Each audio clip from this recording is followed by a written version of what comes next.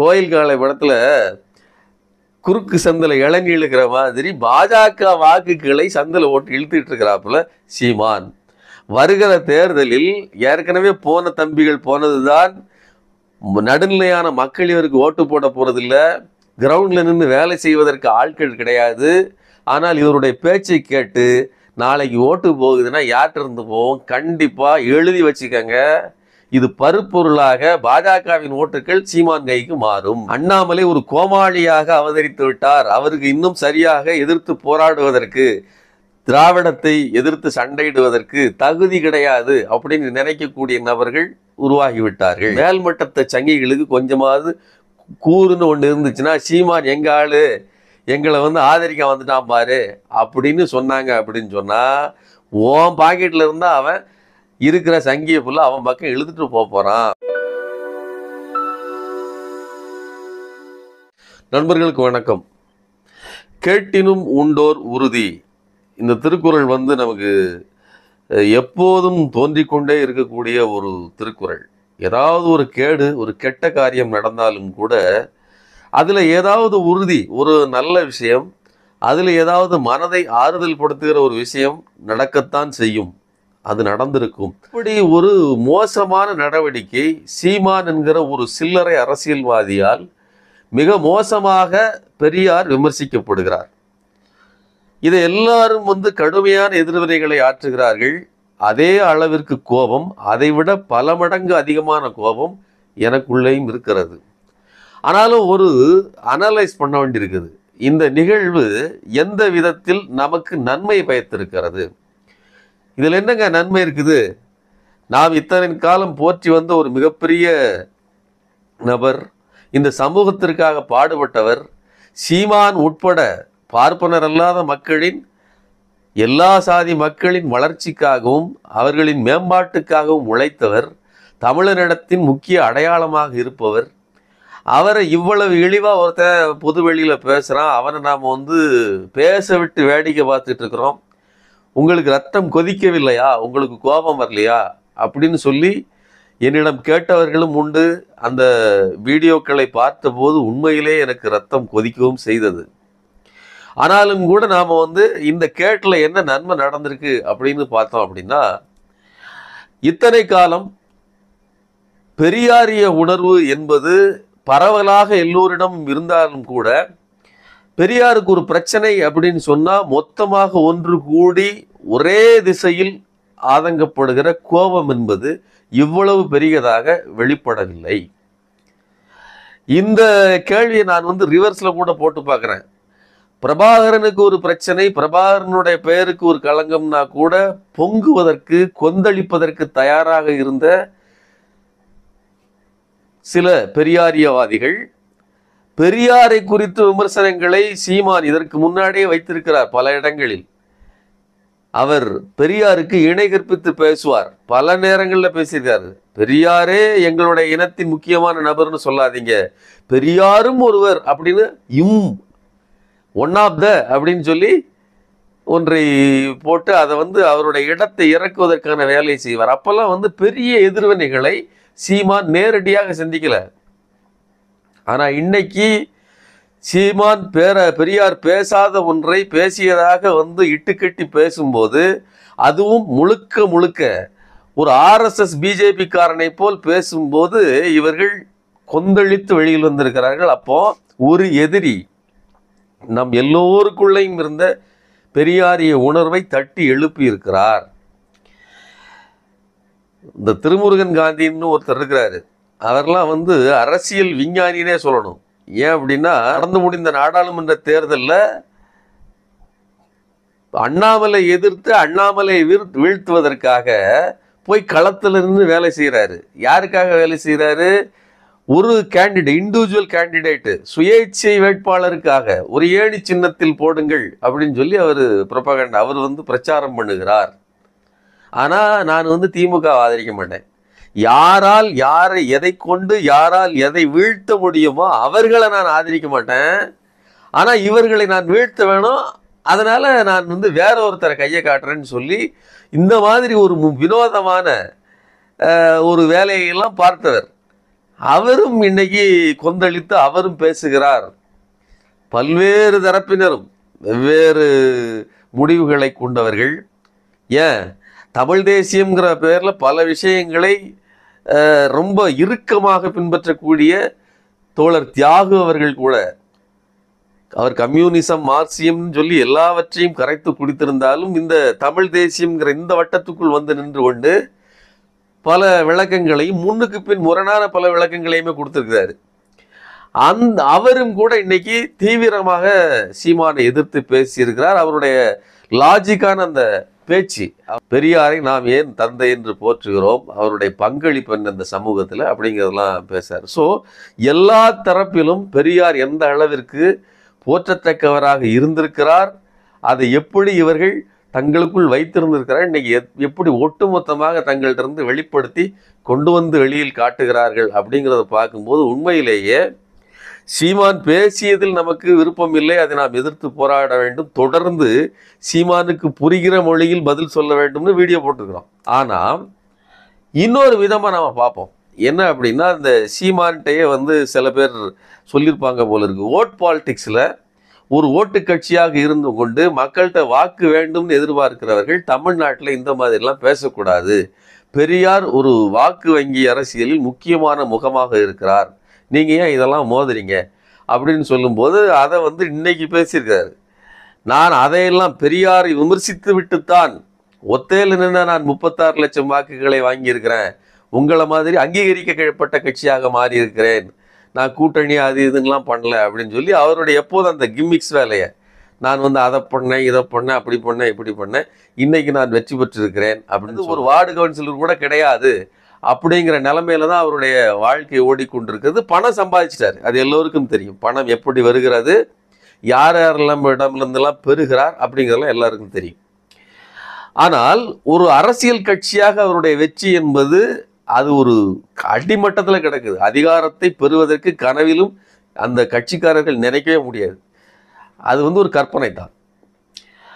ஆனால் இன்னைக்கு என்ன நடந்திருக்கு, அவர் ஏன் இப்படி பேசுகிறாரு அப்படின்னு பார்த்தோம்னா, ஒரு பக்கம் விஜயின் வருகை மிகப்பெரிய அளவில் அந்த கட்சியினுடைய அஸ்திவாரத்தை அசைத்திருக்கிறது. பல நபர்கள் விஜய் கட்சிக்கும் போயிருக்காங்க, விஜய் அல்லாத பிற கட்சிகளுக்கும் போயிருக்கிறாங்க. விஜய் கட்சியில் இருக்க முடியாதுங்கிற நிலைமை இப்போ நிலவிக்கிட்டு இருக்கனால இப்பவும் கொத்து கொத்தாக வேற கட்சிகளுக்கும் போய்கிட்டு இருக்காங்க. இது நிலைமை. இப்போ சீமானால் இருக்கிற தம்பிமார்களை கட்டி காக்க முடியல. விஜய் திராவிடம் என்று பேசுகிறார், பெரியாரை எங்களுடைய முன்னோடின்னு பேசுறாரு, அம்பேத்கரை முன்னோடின்னு பேசுறாரு. இப்போ இந்த இளைஞர் கூட்டத்துக்கு ஒரு புதிய அறிமுகம் நடக்குது. என்னன்னா, இவ்வளவு நாளும் சீமான் பேசியது தான் சரி, சீமான் பேசிய அரசியல் தான் சரி, பெரியாரை நாம் தமிழராக ஏற்றுக்கொள்ள முடியாது, அவரை இன ரீதியாக வேற ஆளாக பார்க்க வேண்டும், இப்படியெல்லாம் ஒரு அவருடைய இரத்த சுத்தம் பார்த்து பேசுகிற சீமானின் அரசியலில் பழக்கப்பட்ட தம்பிகள் எல்லாம் இன்னைக்கு வேற இடத்துக்கு போய் இந்த கள சூழ்நிலைக்கு ஏற்ற மாதிரியான திசைகளில் பயணித்துக்கிட்டு இருக்காங்க. இப்போ சீமானுக்கு ஒரு பெரிய நெருக்கடி வருது. என்ன பண்றாரு, அவர் வேறு விதமாக சிந்திக்கிறார். தன்னை ஒரு முழுவதுமாக வலதுசாரியாக காட்டிக்கொண்டால் தன்னிடமிருந்து இழந்த வாக்குகளை, போனது போச்சு, ஜனநாயகத்தன்மையோடு இயங்கக்கூடிய ஒரு மாற்றத்தை விரும்பக்கூடிய தம்பிகள் எல்லாம் போயிட்டாங்க. திமுக சரியில்லை, அதிமுக சரியில்லை, வேற எந்த கட்சியும், மற்ற கட்சியெல்லாம் ஜாதி கட்சியாக இருக்குது, இனவெறி கட்சியாக இருக்கிறது, நாம் ஒரு புதிய மாற்று கட்சியாக மாற்று சக்தியாக உருவாகுவோம்னு நினைச்சவர்கள் எல்லாம் இது சரிவடாதுன்னு சொல்லி கடையை காலி பண்ணி விட்டார்கள். இப்போ சீமானுக்கு ஒரு புதிய எண்ணம் தோணுது. போனவர்களை விட்டாச்சு, நாம் என்ன பண்ணலாம், ரஜினிகிட்ட போய் ஆதரவு தேடுகிறார். ஒரு நடிகன் வர்றா, அந்த நடிகன் நம்மளுடைய கட்சி காலி பண்ணுறான், இன்னொரு நடிகன்ட்ட ஆதரவு கேட்பதன் மூலமாக தங்களுடைய ரசிகர் பட்டாளத்தை இணைத்து கொள்ளலாம் தன்னிட்ட அப்படின்னு நினைக்கிறாப்புல. ஆனால் ரஜினிக்கு ஏற்கனவே ஒரு சங்கிங்கிற முகத்திரை இருக்கிறது, அந்த முகத்திரைக்கு இவர் தயாராகி விடுகிறார். நானும் சங்கிதான், சங்கினா சக நண்பன் அப்படிங்கிறாப்புல. சங் பரிவாரங்கள்ல இருந்து இவங்க சங்கிங்கிறாங்க. சங்கினா என்னன்னு தெரியுமா, சகத்தோழன் நண்பன். இப்போ ஏற்கனவே சீமான் பேசி கொண்டிருக்கிறதே ஒரு இனவாதம் தான், அது ஒரு வலதுசாரி தன்மை கொண்டது, ஒரு மக்கள் நலன் சார்ந்த இடதுசாரித்தன்மை கொண்டது கிடையாது, அது ஆதிக்கம் சார்ந்தது அப்படிங்கிறத நம்ம தொடர்ந்து பேசிட்டு வரோம். இந்த கூட்டணி என்ன ஆகுது அப்படின்னா, ஆன்மீக அரசியல்னு சொல்லிக்கிட்டு இருந்த ரஜினியினுடைய அந்த வலதுசாரித்தன்மையோடு ஒத்து போவதற்கு தயாராயிட்டார். இப்போ இன்னைக்கு என்ன பேசியிருக்கிறாரு, பெரியாரை கடுமையாக வைத்து வைத்திருக்கிறார். பெரியாரை நான் இப்போது பேசுவது மட்டும் இல்லை, இனிமேலும் மோசமாக பேசுவேன் அப்படின்னு தன் பக்கம் கவனத்தை ஈர்ப்பதற்காக கூடுதலாக பேசுறதுக்கு தயாராயிட்டார். இப்போ என்ன பேசுறாங்கன்னா, நாங்க தான் ஒத்தையில இருந்து கஷ்டப்பட்டு பெரியாரை எல்லாம் அழித்து வீழ்த்தி கொண்டிருந்தோம், இன்னைக்கு தம்பி சீமான் எங்களோடு வந்திருக்கிறார்னு சொல்லி தமிழிசை சவுந்தரராஜன் பேசுறாங்க.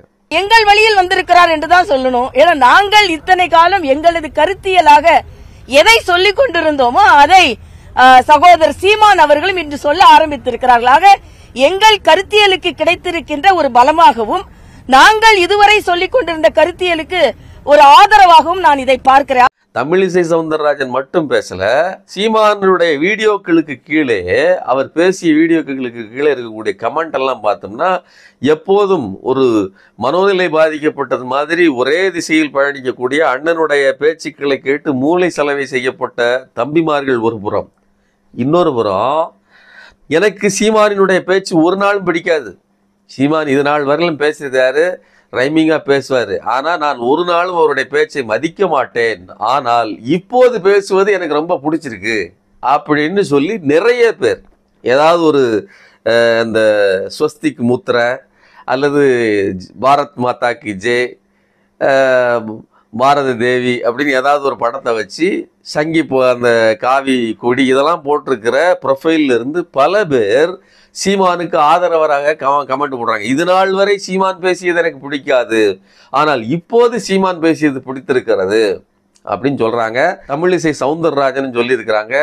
ஸோ சங்கிகள் எல்லாம் ஒன்று கூடி விட்டார்கள், சங்கித்தனம் எல்லாம் ஒன்று கூடி விட்டது, நமக்கு இது வேலை சுலபம், நாம போய் ஒருத்தனை சங்கின்னு சொல்லி இவ்வளவு நாளும் கத்தி கொண்டு அவனுடைய காவி கோவணத்தை நாம் கஷ்டப்பட்டு அவிழ்க்க வேண்டிய அவசியம் இல்லை, நானே சங்கிதான் பாருங்க, இவ்வளவு நாளும் நான் காவி கோவணம் தான் கட்டி கொண்டிருக்கிறேன், அவனுடைய முழு ஆடைகளையும் அவிழ்த்து விட்டு கோவணத்தோடு சீமான் நின்ற நிலைதான் இது. அப்போ சீமான் தயாராகிவிட்டார் இல்லை, சீமான் அம்பலப்பட்டு போயிருக்கிறார். நீங்கள் இது கிரவுண்ட் லெவலில் எங்கேயாவது பாதிப்பை ஏற்படுத்துமா, இதனால் ஓட்டு வங்கியில் எங்கேயாவது பெரிய இடியில் ஏற்படுமா? சீமானுடைய இந்த பேச்சு யாருக்கு ஒப்பை ஏற்படுத்தும்? ஏற்கனவே வலதுசாரித்தன்மை கொண்டு பாஜகவுக்கு ஆதரவு அல்லது அதிமுகவில் ஆதரவாக இருந்தோம், இவ்வளவு நாள் வேறு வழி இல்லாமல் இருந்தோம் அப்படிங்கிற கூட்டம் மட்டும்தான் ரொம்ப டாக்ஸிக்கான இந்துத்துவ கூட்டம். ஒரு 18% இருக்கக்கூடிய வலதுசாரி கூட்டம் தான் இன்னைக்கு இவரை ஆதரிக்குது. அதோட பொருள் என்னன்னா, இவ்வளவு நாளும் நாங்கள் அண்ணாமலையை ஆதரித்து கொண்டிருந்தோம், அண்ணாமலை ஒரு மிகப்பெரிய மாற்றத்தை கொடுப்பார்னு நினைச்சோம், வாய்ப்பு இல்லை. இவ்வளவு நாளும் இடையில பார்த்தீங்கன்னா கொஞ்ச நாள் இந்த சங்கிகள் எல்லாம் வாய் மூடிட்டு கிடந்தாங்க. இப்போ சீமான் அதை கிளப்பி விட்டுருக்கிறாரு. இதன் மூலமாக தான் இழந்த வாக்குகளை ஏற்கனவே இருக்கிற 18% இருந்த வலதுசாரி வாக்குகளிலிருந்து வெட்டி தனக்கு இழுப்பதற்கான வேலை அதாவது இந்த கோயில் காலை படத்துல குறுக்கு சந்தில இளநீ இழுக்கிற மாதிரி பாஜக வாக்குகளை சந்தில ஓட்டு இழுத்துட்டு இருக்கிறாப்புல சீமான். வருகிற தேர்தலில் ஏற்கனவே போன தம்பிகள் போனதுதான், நடுநிலையான மக்கள் இவருக்கு ஓட்டு போட போறதில்லை, கிரவுண்ட்ல நின்று வேலை செய்வதற்கு ஆட்கள் கிடையாது. ஆனால் இவருடைய பேச்சை கேட்டு நாளைக்கு ஓட்டு போகுதுன்னா யார்கிட்ட இருந்து போவோம்? கண்டிப்பா எழுதி வச்சுக்கங்க, இது பருப்பொருளாக பாஜகவின் ஓட்டுகள் சீமான் கைக்கு மாறும். அண்ணாமலை ஒரு கோமாளியாக அவதரித்து விட்டார், அவருக்கு இன்னும் சரியாக எதிர்த்து போராடுவதற்கு, திராவிடத்தை எதிர்த்து சண்டையிடுவதற்கு தகுதி கிடையாது அப்படின்னு நினைக்கக்கூடிய நபர்கள் உருவாகிவிட்டார்கள். ஆரம்பத்தில் இருந்த ஒரு பெரிய கற்பனை உடைந்து விட்டது, தவிடுபொடி ஆயிடுச்சு. 40க்கு 40 தொகுதியில தோத்த உடனேயே அண்ணாமலையின் பிம்பம் காணாமல் போய்விட்டது. அவர் இன்னைக்கு சாட்டை அடிச்சுக்கிட்டு தன்னைத்தானே வருத்தி கொண்டு எதையாவது பண்ணி ஏமாற்ற வேண்டி நிர்பந்தத்தில் இருக்கிறார். அதனாலதான் அந்த வேலைகள்லாம் நடக்குது. சீமான் நான் அதை விட வீரியமானவன், நான் பெரியாரை எப்படி அடிக்கிறேன் பாரு, இவ்வளவு நாளும், ஏன் இவ்வளவு நாள் இல்லை, தான் அந்த மாதிரி பெரியாரை விமர்சித்து பேசியதற்கு 2 நாளைக்கு முன்னாடி மணிகூடன் பேசி உட்கார்ந்து பேசிட்டு இருக்காப்புல, பெரியாரை நாங்கள் வழிகாட்டியாக ஏற்றுக்கொள்கிறோம், அவரும் எங்களுடைய தலைவர் தான், ஆனால் அவர் மட்டுமே தலைவர்னு சொல்ல மாட்டாங்கிற இந்த உருட்டை எல்லாம் பேசுகிறாரே தவிர, பெரியார் எனக்கு தொடர்பற்றவர், அவரை வச்சு எங்களுக்கு எந்த லாபமும் இல்லைன்னு முற்றாக உரித்து பேசவில்லை. நம்ம ஓவர் நைட்டில் தலைகீழாக மாறுறாருன்னா இங்கே ஒரு கால்குலேஷன் நடந்திருக்குது. இன்னைக்கு சங்கிகள் எல்லாம் சீமானை ஆதரித்து கொண்டிருக்கிறார்கள். எங்கிருந்து வாக்கு பறிபோக போகிறதுங்கிறத சங்கிகள் முதல்ல புரிஞ்சுக்கணும். மேல்மட்டத்தை சங்கிகளுக்கு கொஞ்சமாவது கூறுன்னு ஒன்று இருந்துச்சுன்னா, சீமான் எங்க ஆளு, எங்களை ஆதரிக்க வந்துட்டான் பாரு அப்படின்னு சொன்னாங்க அப்படின்னு சொன்னால், ஓன் பாக்கெட்டில் இருந்தால் அவன் இருக்கிற சங்கியை ஃபுல்லாக அவன் பக்கம் இழுத்துட்டு போகிறான். இந்த ஊருக்கு சீமான் தான் சரி, அவர் பேசுகிற மாதிரி கத்தி பேசினாதான் எங்கள் ஆசை தீர, எங்களுடைய அரிப்பு தீர மருந்து கிடைக்கும், நாங்கள் பெரியாரை திட்ட முடியும், உங்களாலெல்லாம் அவ்வளோ திட்ட முடியாது, உங்களாலெல்லாம் அவ்வளோ விமர்சிக்க முடியாது. சீமான் ரொம்ப சிறப்பாக செய்கிறாப்புல, பாஜகவை விட அதனுடைய வேலையை மிக தீவிரமாக வலுவாக செய்கிறார் அப்படின்னு சொல்லி சங்கியெல்லாம் அந்த பக்கம் போகிறான். ஏற்கனவே வீரத்தமிழர் முன்னணி, இந்து முன்னணி மாதிரி அவர் வச்சிருக்காப்புல. வேல் யாத்திரையை நான் தான் முதல்ல முருகனை தூக்கிட்டு போனேன், இன்னைக்கு தான் நீங்கள் வேலை எடுத்துகிட்டு வாரீங்கன்னு சொல்லி எல்முருகனையே அடித்து பின்னாடி தள்ளினவர் தான். நான் இந்துத்துவ சித்தாந்தத்தை இழுத்து செல்வதில் உங்களை விட வேகமாக வேலை செய்கிறவன்னு காட்டி கொடுவதில் தயக்கம் காட்டாதவர். ஸோ மொத்தமாக பாஜக வலதுசாரி ஓட்டுக்களை சீமான் பிரிக்க போகிறார். சங்கிகளின் அரிப்புக்கு சுகமாக சொரிந்து கொள்வதற்கு ஒரு நிகழ்வு நடந்திருக்கிறது. அதை இன்னும் கூடுதலாக தனக்கு ஒரு அட்டென்ஷன் சீக்கிங் கிடைக்குதுங்கிறதுக்காக தீவிரப்படுத்துவதற்கு சீமான் தயங்க மாட்டார். அவர் எந்த கேவலத்தை செய்தும் தனக்கு ஒரு கவனிப்பு கிடைக்குது அப்படின்னு சொன்னால் சட்ட துணியெல்லாம் அவுத்து போட்டு ரோட்டில் ஓடுவதற்கும் தயாராக இருக்கக்கூடிய ஒரு நபர் தான். அந்த மாதிரியான ஒரு கேடுகட்ட மனோநிலை படைத்தவர். அதனால் இந்த கேடான நிகழ்வு இருக்கு இல்லையா, பெரியாரை குறித்த இந்த அவதூறு, இது கூடுதலாக பெரியாரிய உணர்வை எழுப்பி இருக்கிறது. புதிய நபர்கள் பெரியாரை தேடி படித்து அப்படி என்னதான் சொல்லியிருக்கிறார் பெரியார், உண்மையிலே அதை சொல்லியிருக்காரா அப்படின்னு தேடி படித்து பெரியார் பெண்ணியம் பற்றியும் பெண் விடுதலை பற்றியும் மானுட விடுதலை பற்றியும் சமூக சமத்துவம் பற்றியும் எவ்வளோ பேசியிருக்கிறாருங்கிறத கூடுதலாக உணர்ந்து கொள்வதற்கு ஒரு வாய்ப்பை ஏற்படுத்தி கொடுத்திருக்கிறார். ஸோ எப்படி கூட்டி கழித்து பார்த்தாலும் சீமானுடைய இந்த பேச்சு என்பது பெரியாரிய உணர்வை தட்டி எழுப்பி இருக்கிறது, நம்மை ஒன்றுபடுத்துவதற்கு கூடுதலாக உதவி இருக்கிறது. எதிராளிகளாக தெரிந்தவர்கள் எல்லாம் கூட பெரியாருக்காக ஒன்று திரண்டிருக்கிறோம். இது ஓட்டு பாலிடிக்ஸ், அதாவது வாக்கு அரசியலில் கூட சீமானுக்கு துளிகளவும் லாபம் இல்லை. சீமானுக்கு லாபம் இருக்கலாம், ஆனால் பாஜகவுக்கு மிகப்பெரிய பின்னடைவை அது ஏற்படுத்த போகிறது. மொத்தத்தில் கேட்டினும் உண்டு ஓர் உறுதி அப்படின்னு சொன்ன அந்த வரிகள் நிதர்சனமானவை.